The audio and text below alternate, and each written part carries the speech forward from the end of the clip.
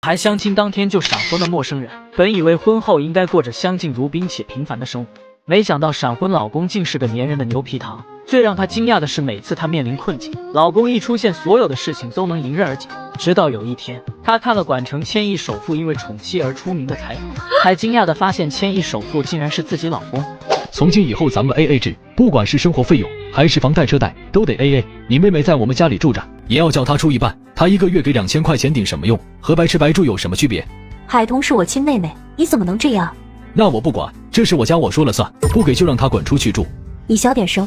怎么白吃白住还不让说？战奶奶，我接受您之前的提议，我愿意和您孙子结婚。你来了，海彤。战奶奶，海彤，这位便是我的大孙子战印，一个30岁还销不出去的老剩男。他人虽冷漠了点，不过还是很细心体贴的。你救过我的命，咱们也认识了3个月，相信我，我不会把不好的孙子推销给你的。战先生，你好，我是海彤。战印锐利的眼神把海彤从头削到脚，又从脚削到头。战印，我很忙，咱们速战速决。你们俩快进去办手续，我就在这里等着你们。奶奶，你到车上去，外面热。战印边说着边扶着奶奶回车上去。海彤看着他的举动，倒是相信战奶奶的话。战印为人是冷漠，但也细心体贴。海小姐，你要是不愿意，还可以反悔，不用在乎我奶奶怎么说。婚姻那是大事，不能儿戏的。他是希望海彤反悔的，因为他根本不想和一个才见一次面的女人结婚。我既然答应了，就不会反悔。两人迅速地走完流程，前后只用了不到10分钟。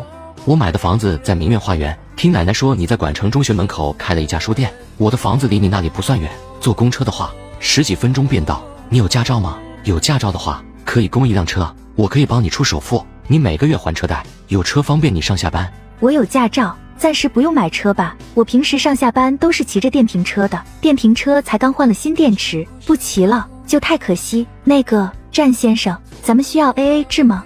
我既然娶了你，就养得起你，养得起我们这个家，不需要 AA 制。我工作很忙，早出晚归，有时候也会出差，你照顾好你自己就行，不用管我。家里的开支，我每个月10号发工资后就会转给你。还有，为了不惹麻烦，咱俩暂时隐婚。海彤愿意闪婚，是不想再让姐姐为了他和姐夫争吵，他需要结婚从姐姐家里搬出来，这样姐姐才能放心。那就按你说的。我很忙，得先回公司，我的车可以暂时借你开着回家，或者你打车回去，我给你报销车费。我奶奶我会送到我弟那里去。对了，我们先互加好友，方便联系。我自己打车吧，你去忙你的。好，有事再联系。我孙媳妇呢？你们俩一起进去的，怎么没一起出来？你反悔还是海彤反悔？证领到了，我公司里忙得很，得赶回去开会，给了他200块钱让他自己打车回去。奶奶，我送你到前方路口，就让保镖送你回家。你在忙也不能撇下海彤一个人呀，你先别开车，等海彤出来送她回去，你再去上班。奶奶，我已经答应您娶了她，其他事情你别再管。即使我娶妻要过日子，以后我说了算。还有，她人品好坏我得慢慢考察，在她不过关之前，我也不会和她成为真正的夫妻。咱们战家男儿不离婚，那就要看奶奶给我挑的老婆是否值得我付出一生了。你个臭小子，有你这样当丈夫的吗？刚领了结婚证就把新婚妻子丢下，自己开车走人的。战印由着奶奶骂，车行驶了10分钟左右，便在一个路口停下来，那里停着好几辆豪车。送老夫人回去。我不回去，我要跟你住，陪着我孙媳妇儿。战奶奶抗争着，但她的宝贝大孙子已经上了豪车扬长而去。混小子，心真狠，最好有一天你爱惨了海彤，奶奶坐等你的打脸现场。海彤呀，阿印他工作实在是太忙，你别和他计较。战奶奶，我理解的，我不会介意，你也不用觉得内疚，他是给我了打车的车费的，我现在已经坐着车在回家的路上了。都领了证还叫我战奶奶呀？嘿嘿，奶奶。海彤，以后就是一家人了，阿印要是敢欺负你，你告诉奶奶，奶奶替你教训他。好的，奶奶。你要上班了吧？那奶奶不打扰你了，晚上我叫阿印去接你回家一起吃饭。奶奶，我晚上很晚才会关店门，可能不是很方便回去吃饭，周末行吗？也行，那周末再说，你先忙。彤彤，你怎么回来了？今天不开店了？我中午再过去。洋洋还没有醒吗？还没呢，他要是醒了，家里也不能这般安静。彤彤，你姐夫不是要赶你走，他就是压力太大了，我又没有收入。姐，对不起，是我拖累你了。不是，彤彤，你别这样想，爸妈走得早，姐就是你的依靠。姐，我嫁人了，刚领的结婚证，回来跟你说一声，我等会儿就收拾一下搬出去。什么？你嫁人了？海童，这是怎么回事？你不是连男朋友都没有吗？姐，我早就谈了男朋友，他叫战印，只是他工作太忙，一直抽不出时间跟我回来见见姐姐。他向我求婚，我答应了他，然后我们就去民政局领了结婚证。姐，他是个很优秀的男人，对我也很好的，你放心，我婚后也一定会幸福的。海玲还是不能接受，从没听妹妹说有男朋友，现在却说嫁人了。想到昨晚夫妻俩吵架的事，妹妹是听见了，海玲顿时难受的红了眼睛。彤彤，姐有跟你姐夫说你给了伙食费的，你可以放心的住下去，不必着急的嫁人，这么着急的搬出去啊。姐，真的与你无关，我和战印感情很好，我真的会幸福的。姐，你应该替我感到高兴才对。他家里是什么情况？海童对战家其实并不了解，只知道战印在家中排行老大，在管城数一数二的大集团上班，有车有房，就把自己知道的告诉了姐姐。彤彤，能叫他在房产证上加你的名字吗？好歹有个保障。姐，我没有出一分钱，叫他在房产证上加我的名字，说不过去，这事不用提。经过姐姐的好一番盘问后，海童才成功的从姐姐家里搬出来。他叫了一辆计程车直奔明月花园，到了之后他才想起来忘记问战印他家在几楼了，便打了语音电话给他。另一边战印正在开会，想都不想直接挂断电话。海童见战印不接他的语音电话，随即打电话给战奶奶。奶奶，我从我姐姐家里搬出来了，现在在明苑花园了，但我不知道战先生，就是我和战印的小家在几楼，奶奶你知道吗？海童，你别急，我现在就打电话给阿印。开会不到3分钟，手机屏幕又亮了，看到是奶奶的来电，他只得接听。奶奶，我在开会，有事可以等我回家再说。阿印，你新买的那套房在明苑花园几号楼，第几层？海童搬过去了，但不知道在几楼，赶紧告诉他。战印瞬间想起自己闪婚的陌生女孩。奶奶，你告诉他，就在 B 栋8楼808便是。也行，奶奶告诉他，你继续忙你的。战印沉默了一下后，还是打给了海童。对不起，我刚才忘记你是谁了。没事，奶奶刚刚和我说了你在开会，你先忙，我搬东西上楼。需要帮忙吗？我就一个行李箱，自己可以搬上楼去，况且真要帮忙，你能回来帮我搬？不能。哎，累死我了，得赶紧回店里帮忙了。彤彤，你上午去做什么了？我姐姐和姐夫最近因为我的事情天天都吵，所以我上午就搬了出来。男人总喜欢说我养你，等真正要他们养的时候，却又嫌东嫌西，骂得半死。咱们女人一旦嫁了人，既要为这个家庭付出，还要承受各种误会，太不公平了。我觉得你姐姐还是要找份工作，咱们女人呀，不管什么时候都要保持着经济独立，有钱腰肢都能硬起来。对了，彤彤，你姐肯让你搬出来吗？我嫁人了。啊，啥？你嫁人了？你男朋友都没有，你嫁给谁了？海童知道这些事情瞒不过他，只能老实的将所有的事情都说了出来。你胆子还真够肥的，第一次见面就敢领证结婚。你要是实在找不到地方住，大可以搬来我家里住，我家里多的是空房间。要找人结婚，也可以找我堂哥啊。你堂哥有女朋友，我找他做什么？结婚证已经领了，后悔也来不及了。只是你要替我保密，别让我姐知道真相，免得我姐难过。好吧，人家小说里的女主都是闪婚个亿万富翁，彤彤，你闪婚的那位也是吗？咱们店里的小说你都看了个遍吧？做着白日梦呢，随随便便就能闪婚个亿万富翁，你以为亿万富翁遍地都是？哈哈，你老公买的房子在哪里？明苑花园。那不错，那里的环境好，交通方便，离咱们店也不算远。你老公在哪家公司上班呀？能在宛城买房，还是明苑花园那种高档小区？他的收入肯定很高，月供多少？需要你帮忙还房贷吗？彤彤，他要是让你帮忙还房贷，你得让他往房产证上加你的名，否则太吃亏了。说句不好听的，万一你们俩感情不好，离婚的话，那房子是他婚前的，你分不到。你倒是和我姐想的差不多，房子是他全款买下来的，不用还房贷，我没有花一分钱，不好叫他往房产证上加我的名。夫妻感情好的话，倒是无所谓。大少爷，去庄园里还是去山顶别墅？去明苑花园。我新买的那辆商务车，记得要帮我开过去。对了，你们大少奶奶叫什么？大少奶奶姓海，班明彤，今年25岁，大少爷可得记牢了。记住了。谁呀？半夜3更的不睡觉，开我家门干啥？战先生，是你呀？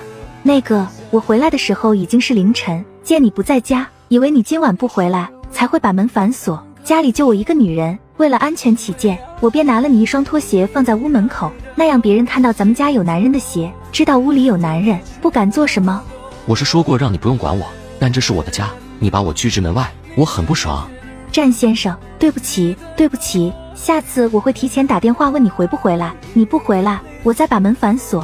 我出差的话会提前告诉你，没有告诉你，我就会天天回家，不用打电话，我工作忙，没那么多时间接你无聊的电话。哦，战先生要不要吃宵夜？我从不吃宵夜，会长胖。战先生的身材很好，那我先回房睡觉。战先生，我打包了早餐回来，过来吃早餐吧。你不会自己做饭？会啊，我烧的菜还特别好吃。外面买的早餐，特别是路边的那种简易早餐店，不太卫生，以后少吃。自己会烧菜做饭，就自己在家里做着吃，卫生安全。你看过你自己家里的厨房吗？比你的脸上还干净，什么都没有。我就算是5星级酒店的大厨，没有厨具，没有食材，我也烧不出满汉全席来。你要不要吃？战印顿时哑口无言，肚子也是饿了。为了不让老婆看出他的破绽来，便在餐桌前坐下。你都买回来了，我不吃便是浪费，偶尔吃上1次2次也吃不死人。昨天我搬过来时看到了这情况，就网上下单买了不少厨具，等东西都收到了，以后我买菜做饭不会再让你吃路边摊的。我们家里也还缺很多东西，我能不能都按照我的计划去置办？咱们既然领了证，便是夫妻，这是你的家，你想怎么布置就怎么布置，只要不动我房间就行。好，对了，昨天奶奶说叫我周末跟你回你家里吃饭，见见长辈。周末再说吧，我得看看我有没有时间，没时间的话，我叫奶奶带着我爸妈过来，你们见见面，吃顿饭便是。你要买东西需要钱，这张银行卡就给你使用，以后这张卡里面的钱就给你当家用，我每个月发工资后就往里面打钱。不过你以后买了什么东西都记个账，我不介意你花多少钱，但我要知道你的钱都花在什么地方。战先生，这个家不只是你一个人的，我也住在这里，房子是你买的，我住进来便省去了房租，这个小家的花费不能再让你一个人全出了，家里要置办的东西所需要花的钱我出吧，除非是买超过2000元的家件，我会跟你商量一下，你看着给一点便行。我知道你开着店自己当着老板能赚多少钱，既然你说这个家是咱们的家，你有份我也有份，怎么能让你一个人承担一个家庭的所有开支？拿着吧，你不喜欢记账就不记账了。跟你说的买车的事，你考虑的怎么样了？要不要我帮你首付买一辆？以你的收入，供一辆车是不成问题的。家里离我的店也不远，我骑电瓶车也是可以的。管城的交通，每天上下班高峰期容易堵车，开着4个轮的车还不如我2个轮的呢。有车还是更方便一点的，周末你还可以开着车，带着你姐和外甥来个短暂的周末游。迟点再说吧，咱们刚结婚，彼此间都不熟悉，就花你那么多钱买一辆车，我浑身不自在。其实我自己的存款也够买车了，但我更想买房，有了房才有家。我不是你们男人，男人更喜欢买车。对了，我姐想见你，不过我跟我姐说你最近出差了，迟点再带你回去见我姐。战先生，我先去我姐家里看看，然后直接回店里。你今晚大概几点回来？给我发个信息，我给你留门。除了出差，我每天晚上都会回来，要是出差我会提前告诉你的。好的。海童，这张银行卡你拿着，刚才我说话的口吻不太好，我向你道歉，对不起。海童看了他片刻，觉得他这次真诚了很多，才接过了银行卡。我走了。好，注意安全。杨叔，等老夫人起来后，你跟老夫人说，这个周末带上几位先生和太太们来明苑花园这里吃饭，老夫人会明白怎么回事的。姐，彤彤，你过来了，吃饭了吗？姐在下面条，也给你下一碗。不用，我吃过了。姐，你面条煮了吗？没有的话就别煮了，我给你和洋洋打包了早餐上来。还没有呢，洋洋昨天发烧了，我一个晚上都没怎么睡，早上起来得晚了。你姐夫都是去外面吃的早餐，还把我骂了一顿，说我整天在家什么事都不干，就是带孩子，也不知道早起给他做早餐。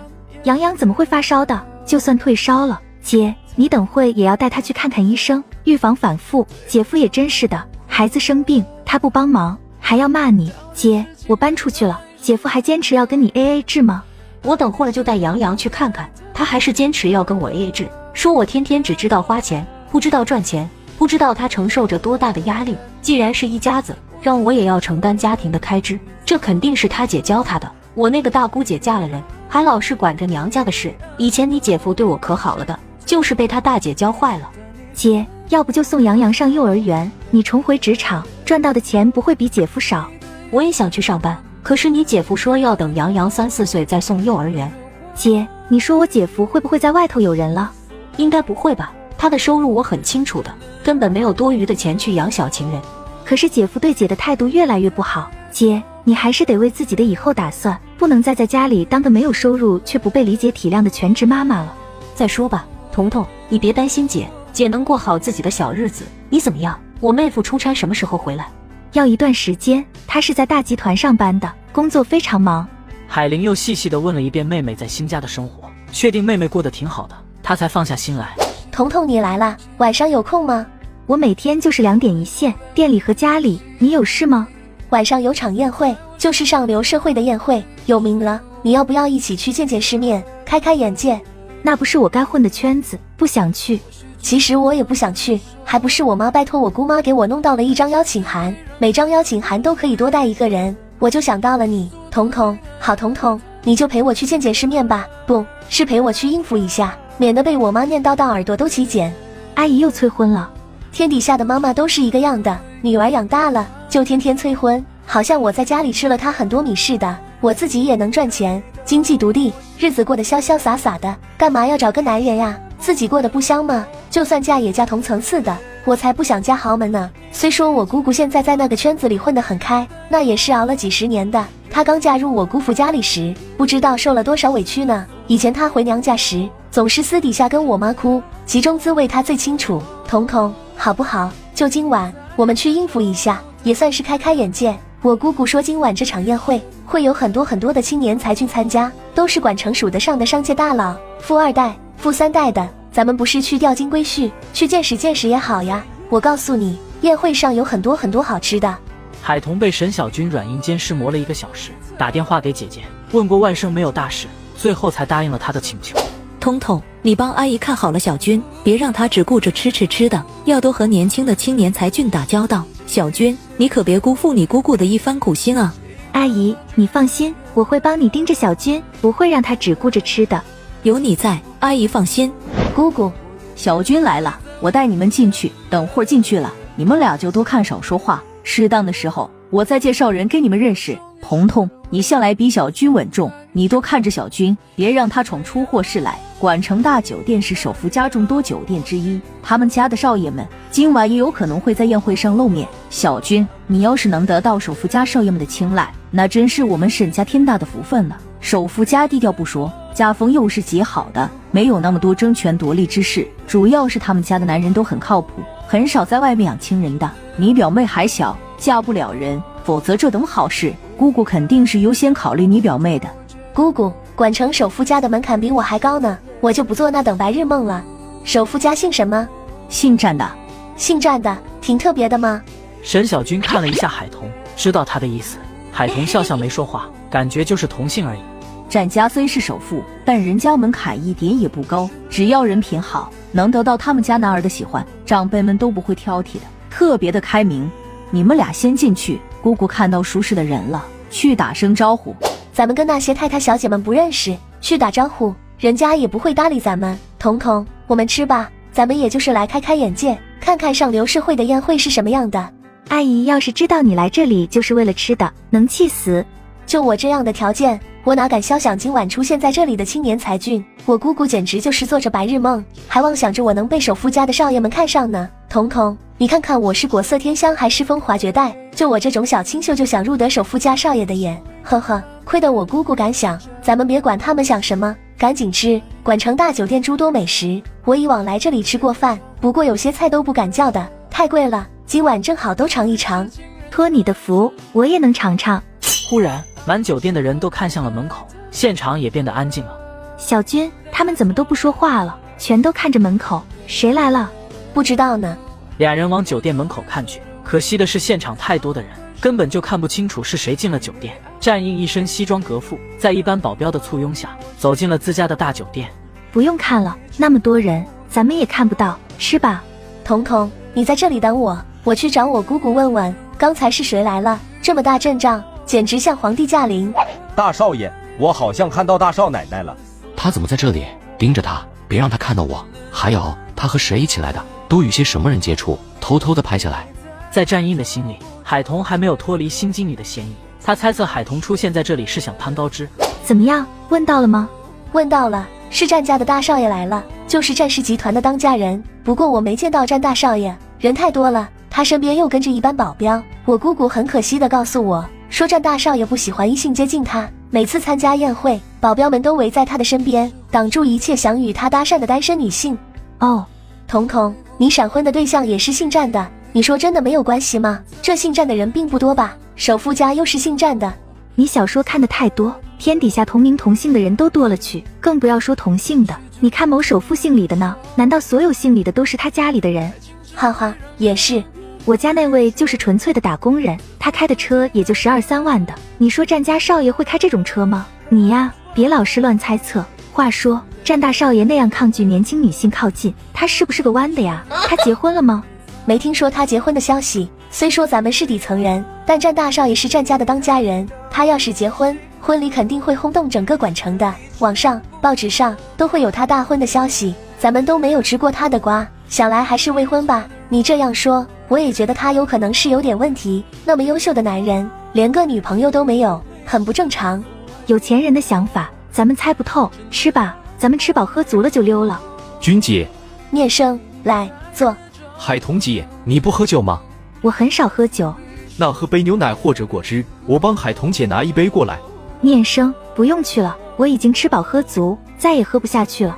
君姐，你和海童姐就在这里坐了一个晚上吗？我妈的意思是介绍你认识几位不错的男人的，结果每次转身想找君姐的时候，都发现君姐不在身边，我妈又和那些太太们一起，不好走开，便让我来找找君姐。聂生，你君姐我对那些青年才俊真不感兴趣，我和你海童姐就是过来开开眼界，品尝这里的美食的，真不愧是号称7星级的酒店，这里的美食特别好吃。现在我们俩也吃饱喝足了，时间也不早了，聂生，我和你海童姐先走，你跟我姑说一声。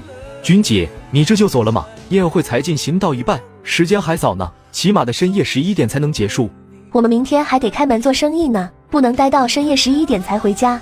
其实10点再开门也是可以的。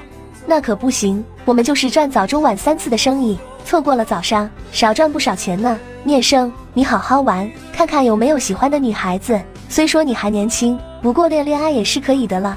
君姐，我刚大学毕业呢，等我工作几年再考虑结婚的事。男孩子不用太着急，聂生也才22岁吧，过2年再考虑也是可以的。认识聂生的时候还是个毛头小子，转眼间就这么大了。君姐，你没有开车过来？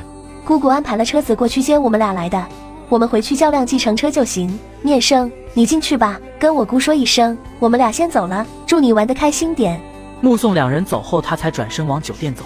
张少爷，战少，张少爷刚刚是我送我2位姐姐出去坐车刚回来。战印嗯了一声，便从张念生面前走过，一副他就是出于礼貌和张念生打招呼的样子。大少爷，回哪里？去明苑花园吧。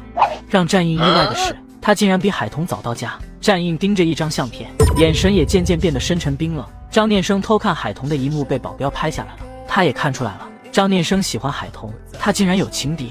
战先生，今晚不用加班吗？回来这么早？是的。我买了臭豆腐，你要不要吃？我不要，你自己吃吧。战先生，你今晚不用加班，那明天能否早一点起来？有事。我明天想让你开车送我去市场的花店，买些盆栽花回来，放在阳台上养着。你有车，方便点。几点？6点可以吗？顺便买些家里的日常用品回来。好。你们店今晚这么早关门？我今晚没有在店里，朋友要参加宴会，让我陪他一起。对了，战先生，我问你件事，不知道你方不方便回答？你说。今晚的宴会是在关城大酒店举行的，听说关城大酒店是首富家的，而且首富家的大少爷今晚还来了，听说也是姓战。战先生跟首富家没有关系吧？500年前是一家。我就知道你和首富家是不沾边的。你不想我和他们家有关系？现在是晚上了，别做白日梦。你要是和关城首富的战家有关系的，你会娶我这个陌生人吗？用脚趾头都能想得到，战家的门槛比我还高，哪怕你是旁支的旁支的旁支，我都觉得是高攀了你，相处起来就不自在。你们没关系，我觉得咱们还是同一层次的人，没有心理压力。听奶奶说你是在大集团上班的，你听说过战少吗？就是首富家的大少爷，今晚他来了，就像帝皇驾临一样，众星捧月的，大家都围着他，我和小军踮起脚都看不到他的样子。战印抿唇不语，就是看海童的眼神变得更加的深沉冰冷。他们说战少身边总是带着一班保镖，不允许年轻的女性接近他。小军打听来的消息说战少还没有结婚，也没有传过绯闻，应该是连个女朋友都没有吧。战先生，你说他一个老男人一把年纪了还未婚，是不是有问题或者性取向有问题？战印差点被他的话惊得咬到了自己的舌头，使劲地瞪着海童，他的瞪视在海童看来就是惊讶。就他那排场，又不许年轻女性接近他，不就是不喜欢女人吗？不喜欢女人便是有问题了，怪不得一把年纪都还没有结婚。有钱人的世界，咱们小老百姓不懂。你怎么知道他是个老男人？一把年纪了，他不喜欢年轻女性接近就是有问题了。他是战家的当家人，能成为家族接班人，都是成熟沉稳的，至少都有35岁以上，已经人到中年。对于我这种年轻的女性来说，不是老男人是什么？你对战大少爷很感兴趣？不感兴趣，就是第一次近距离听到大总裁的八卦，心多嘴多，猜测的说了几句。沈姑姑倒是很希望小军能得到战少的青睐，不过小军也不想嫁入豪门，一入豪门深似海。很晚了，我去洗澡，战先生你也早点睡。隔天清晨6点，战印就被语音电话吵醒。战先生，你醒了吗？我们约好了6点去花店买花的。起了。那我等你，你快点。战印一直看着他挑选，看着他和花店老板讲价，一盆50元的花能被他砍去一半的价，还有本事令老板觉得不卖给他就卖不出去的样子。战印看得新鲜极了。还需要买什么？车已经塞满了，要经营一个家也不是1天2天的事，我有空再慢慢购买布置。我们先回去，等会儿我得去我姐姐家里一趟。战先生，周末奶奶和你爸妈他们过来，我能不能跟我姐说一声，让我姐和姐夫也过来一起吃顿饭？我的家长就是我姐和姐夫了，咱们领了结婚证，甭管我们有没有感情，既然见家长，也得让双方的家长见面吧。理应如此，你跟你姐说一声吧，就周6过来，跟我爸妈他们见面。好。怎么了？阳台太大，这点花摆不出我想要的效果。你想要怎样的效果？像个小花园吗？你要去你姐家里了吧？你先过去，我再去花店买几束盆栽花回来。你们上班时间是？我可以晚点去的。你要跟老板讲价，砍一半价就差不多了。我这里还有钱。好吧，那我先走了。他走后，战印用手机对着阳台拍了个照片，然后发给了战家庄园的花园管家辉伯，很快就打电话过来。大少爷，辉伯，你看了照片吧？把这个阳台布置成一个小花园，你看看需要多少盆花，然后你在花房里挑些便宜的，一开花的，开的花朵繁复又大的那种，给我送到明月花园，在今天傍晚之前送到。还有，记得开一张收费清单。小姨，洋洋，今天这么早就起来了，快来看，小姨给你买了什么？车。彤彤，你又乱花钱了。我给我外甥买的玩具，怎么是乱花钱了？姐，战印过2天就能回来，这个周6他爸妈过来，你和我姐夫也在那天去明苑花园一趟，跟他家长辈见面。你跟姐夫说一声，妹夫出差回来了，他说周5晚上就能到家。行，我跟你姐夫说一声。为了给妹妹的婆家留个好印象，海玲买了身比较上档次的衣服，也帮丈夫买了一身。刚走出服装店，她就接到了丈夫打来的电话。喂，老公，你又买了什么？一下子花了1000多，这个月的生活费都被你花掉了大半。我告诉你，生活费也是 AA 制的，你今天花掉的1000多就算你的，后面不够用了，你自己想办法。彤彤说妹夫周5就能回来，周6两家长辈聚一聚见个面。我是彤彤的姐姐，总要给亲家留个好印象的，就买了套新衣服，也给你买了一套新的西装。红玲，这个周末我们不回你妈家里了吧？见家长是要穿得好一点，你以前的衣服不能穿嘛，乱花钱。周经理，海玲，我先忙，你赶紧回去做饭，别等我下班回家还没有饭吃，都不知道你一天天在家里做什么。周经理，这份文件你看看，没问题就签个名。叶子，我昨晚谈完生意后，回家的路上经过金店，就进去给你挑了一条金项链，你看看喜欢不？周经理，谢谢你，这条项链我很喜欢。没人的时候就叫我红玲。周红玲又在叶佳妮的耳边小声说了句话。你家里还有个娇妻，亦有爱子呢，咱们说好了就是精神上恋爱，不做其他事情的。别提他，要不是为了给儿子一个完整的家，我早就和他离婚了。海玲不知道丈夫早就和小秘书勾搭成奸，她知道丈夫有个秘书，就算在电话里听到了秘书甜美的声音，她也没有多想，却因为她没有留意路边，推着车撞上了停在路边的一辆豪车。凑巧的是，车主回来了，看到这一幕，他快步过来。先生，对不起，对不起。留下你的联系电话，等我的车重新补了漆后，花费多少钱，我再找你报销。先生，对不起。事情已经发生，说对不起也于事无补。以后走路小心点，刮花我的车，你要赔偿。万一撞伤你的宝宝，你就是心疼了。是我的错，我以后会小心的。先生，你说你的号码，我打给你。等你的车修好了，花了多少钱，我都会赔偿给你的。男人报了他的号码，海玲打过去，等响铃后，他才挂断。你贵姓？免贵姓海，我叫海玲。行了，你先走吧。海玲再次道歉，就赶紧推着儿子离开了现场。这个时候，一辆豪车缓缓而来。东明，你在这里做什么？下车买点东西，不想被人刮花了我的车。没有抓到刮花你车的人吗？需要我帮你揪出那个人吗？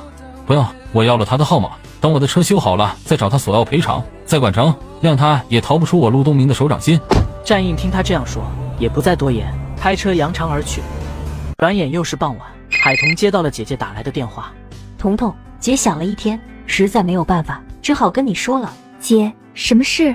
我上午去逛街的时候，推着杨洋不小心刮花了一辆迈巴赫，我所有私房钱估计都不够赔，我也不敢跟你姐夫说，即使说了他也不会帮我收拾残局的。姐，你先别急，那车要修多少钱？现在还不知道，车主索要了我的电话号码，说等修好了车再向我索赔。姐，你和杨洋没事就好，不管修车要多少钱，我们都赔，我借给你，你别担心。彤彤，姐太没用了，竟然闯下这等祸事。姐，你又不是故意的，别难过，钱财身外物，只要人没事就好。小军，我得回家一趟。行，你也别着急，路上注意安全。海彤赶去姐姐家里，安慰了姐姐一个晚上，深夜才回家。怎么回来的这么晚？我姐出了点事。你姐出什么事了？她上午逛街时，推着杨洋不小心撞到了停在路边的一辆豪车，刮花了车身，修车钱估计要不少。我姐这几年没有工作，没有收入，她担心赔不起对方的修车钱。该不会是大姨姐撞上了陆东明的车子吧？她撞到的是什么车？修车费要很多吗？我姐说是迈巴赫，刮花了车身，应该要不少钱吧。战先生，很晚了，我先回房休息。海彤，你姐的事能解决的，要是你们的钱不够，跟我说一声，我可以借一点给你姐。战先生，谢谢你，等对方的维修费用出来了，看看我们凑的钱够不够赔吧。要是不够，我再替我姐向你借一点。很晚了，你去休息吧，别想那么多，车到山前必有路。你也是，晚安。东明，没打扰到你休息吧？怎么可能？我基本上要凌晨2、3点才会睡的。怎么了？请我喝酒？来我家，我收藏的那些美酒拿出来给你喝了。你那车补漆花了多少钱？刮花的不算严重，也就花个1万把块钱就可以了。你没有报保险？一点小问题，懒得报保险了。战义，你怎么忽然问这个问题？上午刮花你车身的那个女人，是我奶奶救命恩人的亲姐姐，姐妹俩相依为命的。那个女人现在是个家庭主妇，没有收入来源，刮花你的车后，担心赔偿赔到破产。这么巧呀，居然是你奶奶救命恩人的姐姐，你是怎么知道的？我奶奶很喜欢她的救命恩人，经常去找人家聊天，见她的恩人心情低落，我奶奶就关心地问了原因。那个姓海的女人就说了，还真是姓海的呢。刮花我车身的那个女人叫海玲，你奶奶的救命恩人叫什么？海彤。一听名字就知道是亲姐妹俩，既然是你奶奶救命恩人的姐姐，那我就不跟她计较了。那点小钱我也看不上，就是我是受害者，要是摆出一副大度的样子，让她1分钱都不用出，她不会吸取教训，说不定下次还会不小心撞上别人的车呢。既说要给她个教训，钱不是很多的话，就让她赔偿吧。我想着要是花了很多钱，就让你看在我奶奶救命恩人的薄面上打个折，让她少赔一点的。没花多少，就是1万把块钱，那我让她赔偿1半钱吧。像她那种没有收入来源的家庭主妇，让她赔个几千块钱也是割她的肉。她能记住这一次的教训，以后在路上行走就会注意安全，不会乱撞别人的车。东明，谢谢。一点小事情谢什么呀？话说你奶奶是真的很喜欢那个叫海什么来着的女孩子呀？虽说她救了你奶奶，大可以给她一大笔报酬，用不着经常来往的。战奶奶却是经常去找人家聊天，还为了她让你来找我说情。我奶奶就是在变相指责我们这些当孙子的不孝，个个都没有时间陪她老人家。老人家都是这样，我奶奶在的时候也天天催婚，那会儿我们兄弟几个都觉得烦透了，连家都不想回。可当我奶奶走了后，我们倒怀念起她老人家的催婚了。你被催婚很正常，35岁了，4舍5入的话就是40岁，再不结婚，等你孩子出生，你都老了，别人看到你们父子一起，会以为你在带孙子呢。哈哈哈，那我就把儿子当孙子来养了。战先生，早，这些花都很不错，你办事真的非常好。以后有不能解决的事情就跟我说一声。行，你在哪家花店买的？这些花被养得很好。我跑了很多家花店，不记得那些花店的名字了。对了，海彤，你姐的事不用过于担心。你姐刮花的车子是我们公司的一位重要客户的车，我昨晚想起来就跟陆总联系了一下，他说他那车的维修费也就是1万把块钱。你是怎么确定是你们公司客户的车？昨天上午陆总去我们公司，是我接待的陆总，当时看到他的车身被刮花了，我问了几句，陆总告诉我说是给一个带娃的女人用婴儿手推车刮花的。昨晚你跟我说起的时候，我想着会不会那样凑巧，便打电话问了陆总，你姐是不是叫海玲？陆总说他要了你姐的电话，等维修费出来了再联系你姐，让你姐赔偿。我姐是叫海玲，这么说是真的那么凑巧？战先生，陆总真的说维修费只要1万把块钱？我问他，他是这样说的。那就好，战先生，谢谢你。不用客气。叮铃铃，海彤的手机响了起来。姐，我正想打电话给你，你的事我昨晚告诉你妹夫了。很凑巧的是，那位车主是战印公司里的一位客户，战印帮我们问过了，维修费1万多元。姐，你能拿出来吗？1万多元我还是能拿出来的。你平时给我的生活费，你让我存了一半起来，不告诉你姐夫，足够赔对方的维修费用了。我打电话给你，也是说这件事的。那位车主今早凌晨2点多给我发的信息，是给我一个账号，让我往那个账号里打9000块钱。我起来看到后就赶紧跟你说，免得你担心。现在看来，那位先生没有让我全都赔了，估计就是看在妹夫面子上了。海彤，既然没事，那我就先去上班了。好，对了，昨天晚上奶奶和我打电话说明天来的人不少，所以买的菜就很多，我一个人去怕是提不回来。明天早上你可不可以和我一起去买菜？可以，没问题。像那天一样，清晨6点，战印就被海彤的语音来电吵醒。给我10分钟的时间。好，我做了早餐，你等会儿出来就吃，吃完了咱们再出门买菜。你几点起来的？5点多。见家长海彤非常重视，这让战印很是满意。尝尝我炒的面条，我姐说我炒的面条很好吃。卖相不错，看着挺有食欲的。战先生，你穿多大码的衣服？改天我去逛街，给你买几身其他颜色的衣服。你本就长着一张严肃的脸，老是穿这个颜色的，给人一种冷漠的感觉。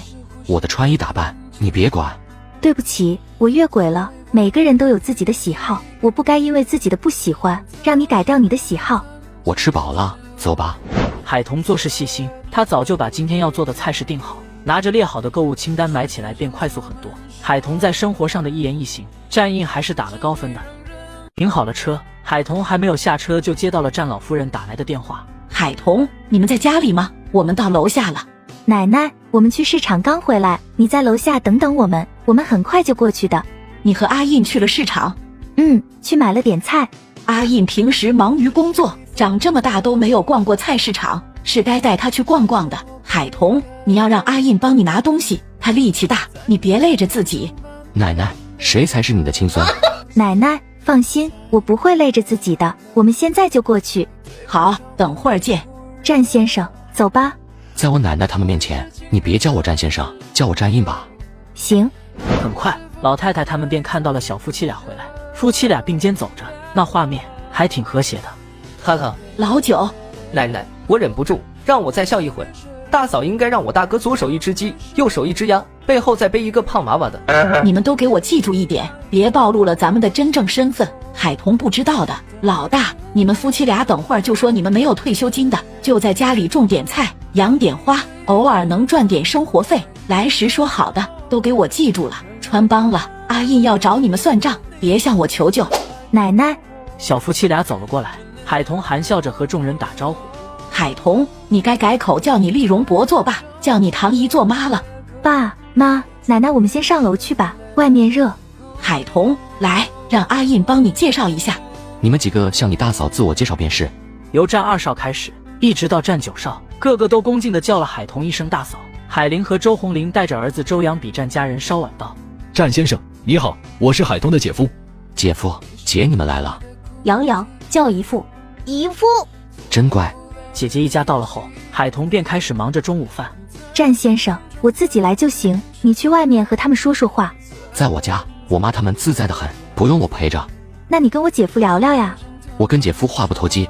既然话不投机，那就算了。老三能说会道，有老三和姐夫说话，姐夫不会觉得被我们冷落的。战家3少是个笑面虎，跟谁都能聊得来，算计人也在谈笑之间。那你就给我打下手吧。大家尝过海彤的厨艺后，都赞不绝口。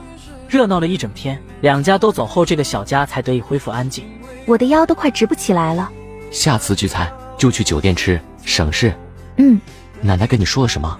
奶奶问我们俩是不是分房睡，说我们俩领了结婚证的，让我大胆点，主动点，把你扑倒，扒光你，睡了你。奶奶还说希望明年能抱到曾孙女，特意强调的要曾孙女，说我们俩要是生不出女儿来就一直生，直到生有女儿为止。奶奶更说生女儿重重有奖，她老人家会把她毕生的积蓄奖给我呢。你爷爷那一辈有没有女儿？我太爷爷那一辈才有个女儿，就是我太爷爷的妹妹，但却短命，不到5岁便意外夭折了，往下几代都没有女儿。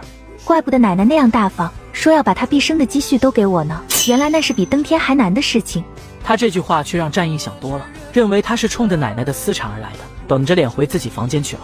我说错什么了吗？莫名其妙的，是你要问的。我回答了又给我脸色看，真以为我很想扑倒你，冷冰冰的，我怕还没有扑倒你，就先被你冻成了冰雕。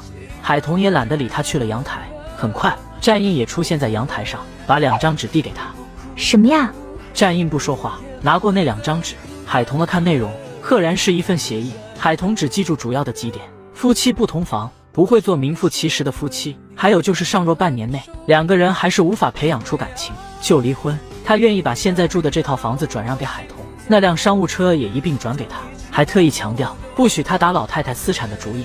海童，我们虽是夫妻，但我们是没有感情基础，我觉得我们该签份协议。你放心，除了协议上的这些，其他的都不变的。我从来没有想过要奶奶的积蓄，我有手有脚，能养活我自己，不必啃老。战先生真的是老天爷的亲儿子，你这样的外在条件，认第2都没有人敢称第1了。五官帅气，身材也棒，这份冷冽的气质，有些人见了会怕，但有些人见了却会心生征服欲。不过战先生不是人民币，不会人人都爱你，放心吧，我不会爱上战先生，也不会想着占你便宜的。你这份协议，我完全没有异议。今天你也累了一天，早点休息。你也是，我在这里坐一会儿，赏赏花。我一直都有一个梦想，拥有一个小花园式的大阳台，如今实现了，我是怎么看怎么喜欢。他一点也没有把协议的事情放在心上，嫁给我，难道他真的没有企图？一切都是我多心了吗？我出去一趟，不必等我，给我留门便可。我也没有等过战先生。战印一噎，感觉他的回话就是在打他一巴掌，随后去了陆家找陆东明喝酒。战印最后是被保镖接走的。你好，我是代驾的，你家先生喝醉酒了，我送他上来。先生，谢谢你。你咋喝了那么多酒，满身的酒气？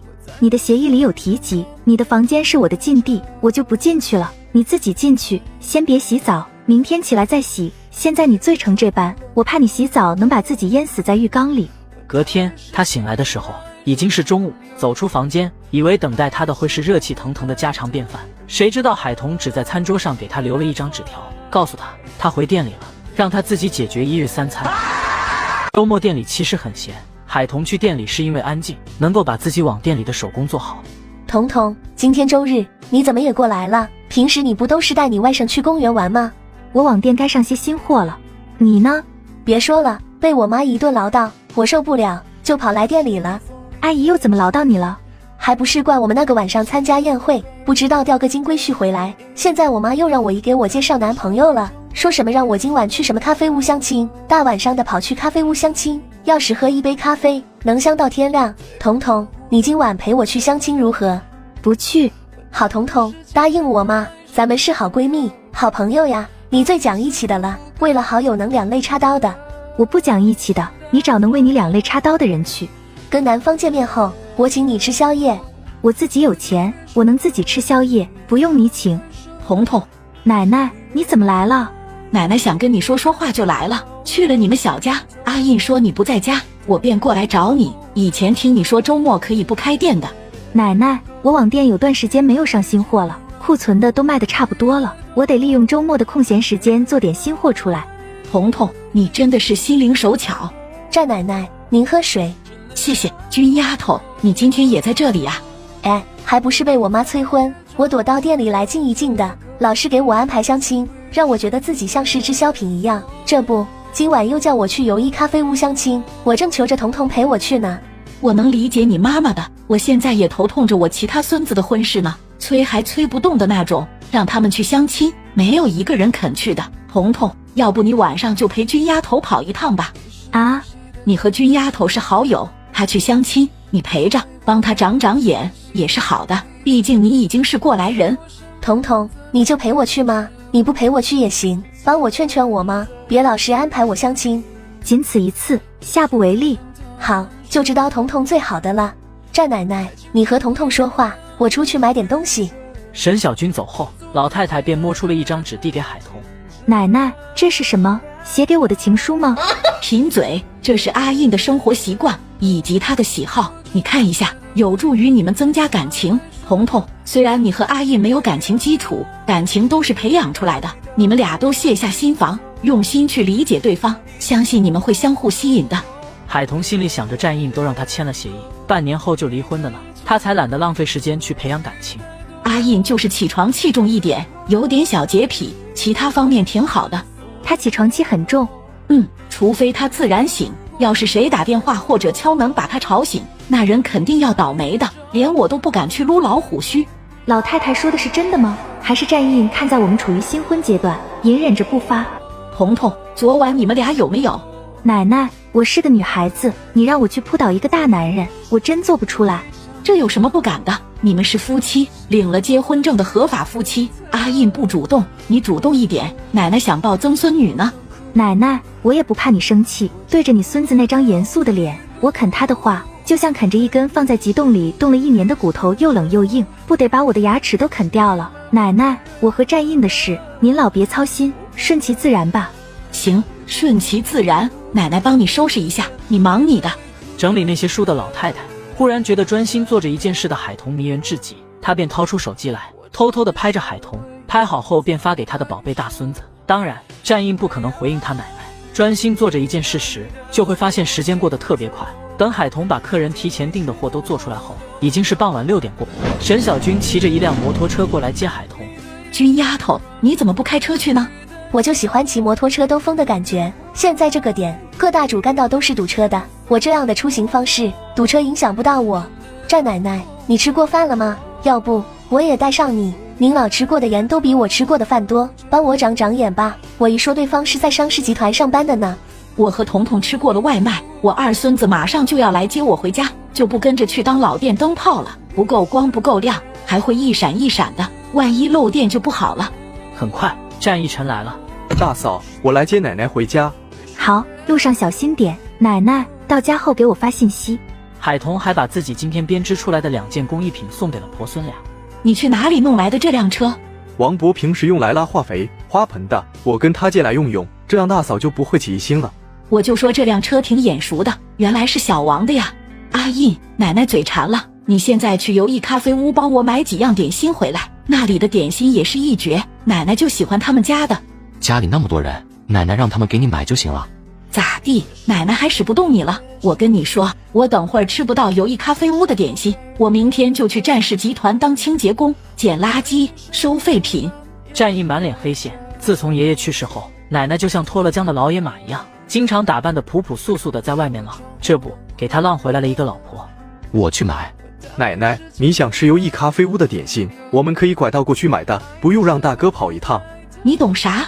奶奶，你又要整我哥了。再多问一句就整你。请问是蓝先生吗？你是沈小姐？我是。我订好了位置，请进。沈小姐，我是在商事集团上班的，在公司里大小也是个领导，算是事业有成的精英人士。我希望婚后 AA 制。蓝先生，我去一趟洗手间。妈以后再让我跟什么阿猫阿狗的相亲，我就剪了头发出家当尼姑去。不就是在商事集团上班吗？就那般高高在上了，又不是商事的总裁。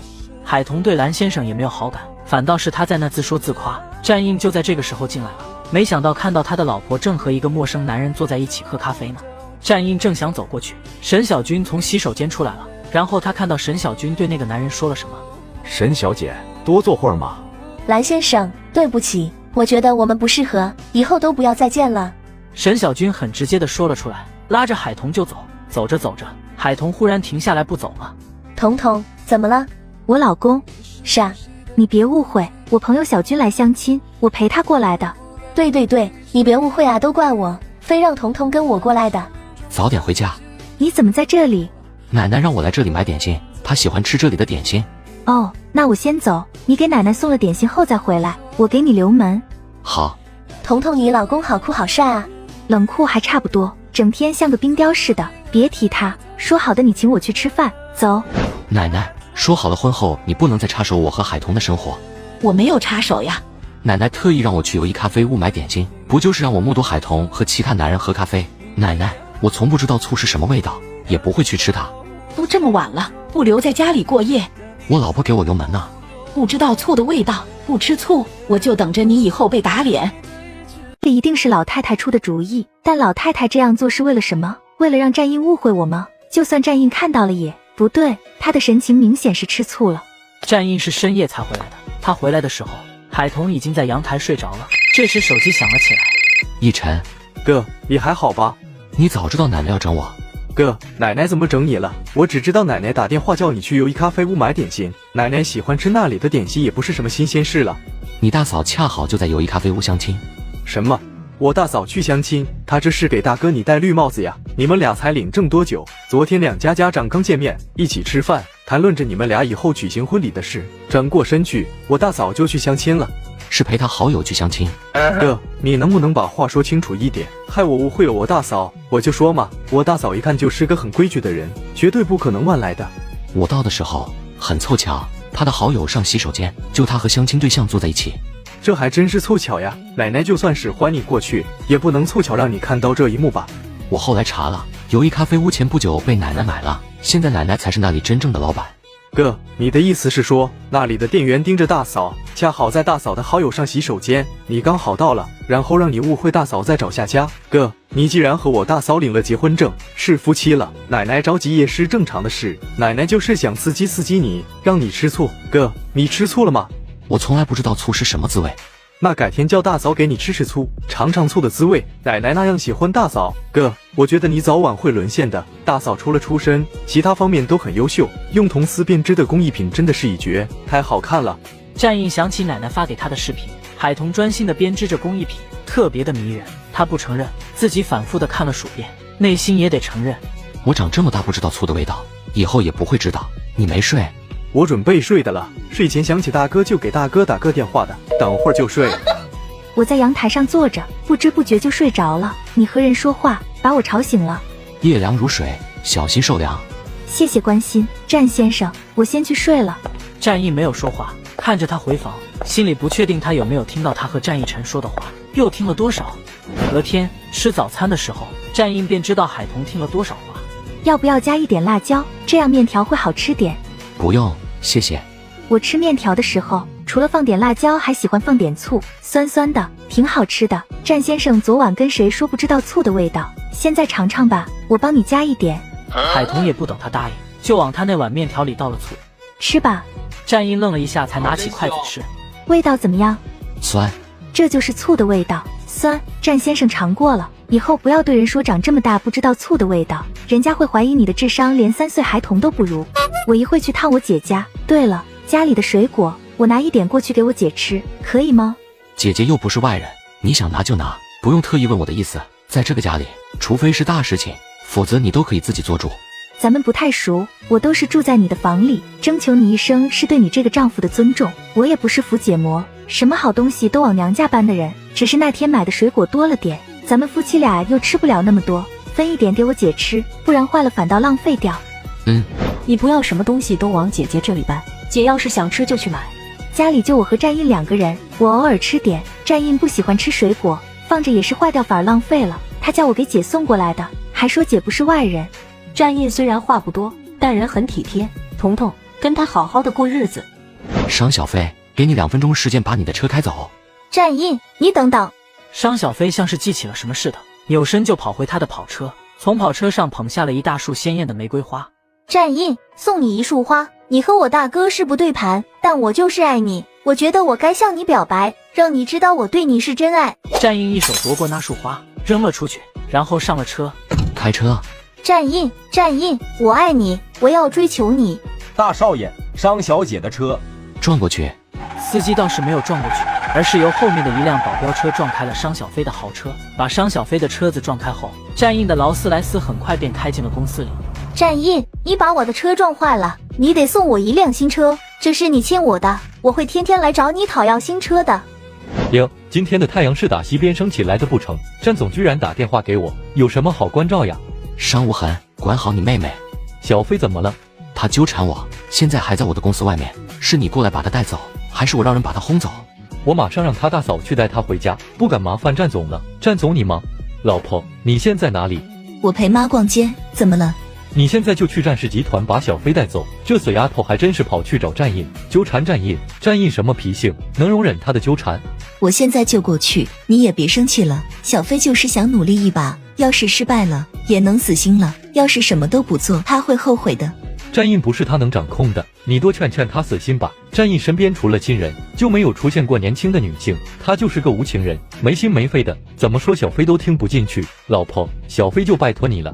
你忙吧，我现在去接小飞，带着他一起陪妈逛街吧。妈最近情绪低落。商无痕忽然沉默了，他知道母亲情绪低落的原因，是因为他亲小姨到今没有半点消息。母亲这辈子最念叨着的便是他的小姨了。老婆，跟妈说，只要小姨还活着，我们总会找到小姨的。就算小姨不在了，我们也会找到小姨的儿女的。让妈放宽心点，将来找到了小姨，还得妈去辨认呢。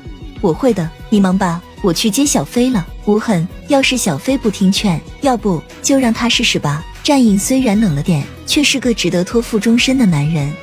战印撞坏了我的车，正好给我赖上他的借口。大嫂，我既然迈出了这一步，就要坚定地走下去，不花上3、5年时间来追求战印，我都不甘心。大嫂，你对我最好了，我大哥又是最听你的话，你帮我跟大哥说说情嘛，不要干涉我追求幸福的权利。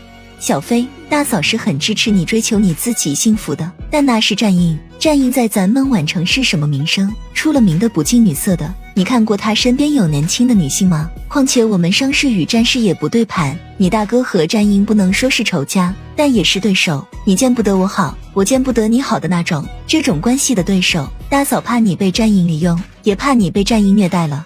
他不会虐待老婆吧？他们战家的家风那么好，战家的男儿宠老婆也是出了名的呢。不管怎么样，你大哥也是为了你好。小飞，现在不说这些，妈还在等着我们呢。先陪妈妈逛逛街，散散心。为了小姨的事，妈这几天都心情低落得很。妈和小姨都分开几十年了，小姨又不知道被人转送了多少手，那张相片说不定也无法保留下来。想找小姨，如同大海捞针，总要找找的。